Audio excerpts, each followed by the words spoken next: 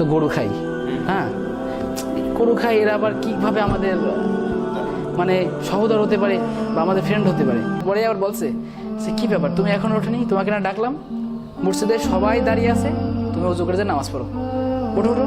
ঘুম ভেঙে দিকে আজান দিচ্ছে, ঠিক আছে, সেই সময় আজান চলছে। তারপরে তখন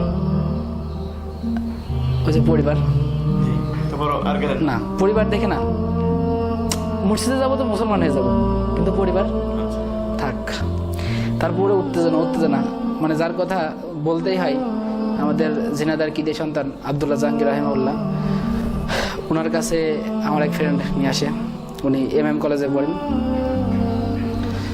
তো ওনার সাথে যখন আসি তখন আব্দুল্লাহ জাহাঙ্গীর স্যার আমাকে অনেক কথা বলল যে বাবা, মানে আমার প্রথম প্রশ্ন ছিল তার কাছে যে স্যার মুসলমান না হয়ে কি নামাজ পড়া যায়?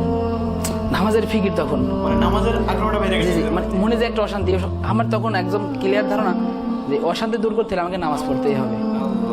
তো তখন আব্দুল্লাহ জাহাঙ্গীর স্যারের কাছে আসে, ওই কথাগুলো বলি।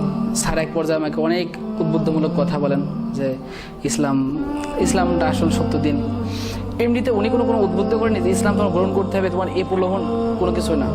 তো তারপরেও আমি রেডি হয়ে আসছি, না পরিবার আছে স্যার, আজকে আর না, ঘুরে গেছি, শয়তান তো হ্যাঁ জি ধোকা দিচ্ছে, চলে গেছি। তারপরেও রাত্রে আর হয় না, পরের দিন রাত্রে আমি চলে আসছি, পরের দিন দিনও মানে চলে আসছি স্যারের কাছে এসে ইসলাম কবুল করছি। কত সালে? এটা হচ্ছে 2014 সালে 24শে ডিসেম্বর। জি। তো ইসলাম কবুল করার পরে আমার জীবনে প্রথম নামাজ ছিল আসরের নামাজ। স্যার আমাকে বলল যে তোমার কোনো কিছু পড়ার দরকার নেই, তুমি যাবা যে সুবহান আল্লাহ, আলহামদুলিল্লাহ, আল্লাহ আকবার, এই 3টে শব্দ বলবা, তুমি যে নামাজ পড়বা। তো আমি তো জানি রুকু কি সিজদাকে, স্যার আমাকে দেখালো রুকু সিজদা কেমন। আমি জানি যে মানে এক একটা রুকুই যে 2বার করে সিজদা লাগে, এক একটা সিজদায় যে 2বার করে মাথা ঠেকাতে হয়, আমি একবার মাথা ঠেকে উঠে পড়ি। তারপরে কি প্রশান্তি, এতদিনে যে জ্বালা যন্ত্রণা, সব জ্বালা যন্ত্রণা আমার চলে গেছে। আপনার ইসলাম গ্রহণ করার ভালো লাগার কি ভালো লাগছে ইসলাম গ্রহণ করতে, কি কেন আপনি ইসলাম গ্রহণ করেন সেটা জানলাম। আমরা এখন আপনার কাছে জানবো যে ইসলাম গ্রহণ করার পর আপনার একটা অনুভূতি, নিজের মধ্যে একটা মানে অনুভূতি আপনার মধ্যে নিশ্চয়ই পেয়েছেন, যেটা আপনি হিন্দু থাকা অবস্থায় পাননি। তো আমরা এখন আপনার কাছে জানবো যে আপনার ইসলাম গ্রহণ করার পরে ভালো লাগা কি, মানে আপনার অনুভূতিটা কি, আপনার এটা জানতাম এটা। জি আলহামদুলিল্লাহ। যে ভাই হিন্দুদের থাকা অবস্থাতে ভাই অনেক শান্তি ছিল ভাই, বাহ্যিক শান্তি ছিল, কিন্তু ইসলাম আসার পরে আলহামদুলিল্লাহ বাহ্যিক শান্তি তো আছেই, আর মনের প্রশান্তি ভাই সবচেয়ে বড় প্রশান্তি।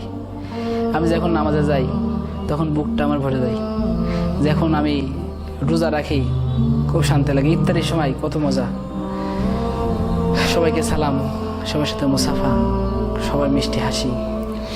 সব থেকে বড় কথা বলতে কি ভাই, আল্লাহ তাআলার রহমত আমার উপরে, আমি নিজেই কল্পনা করি আমার উপর যেন আল্লাহ তাআলা অন্য দৃষ্টিতে দেখে।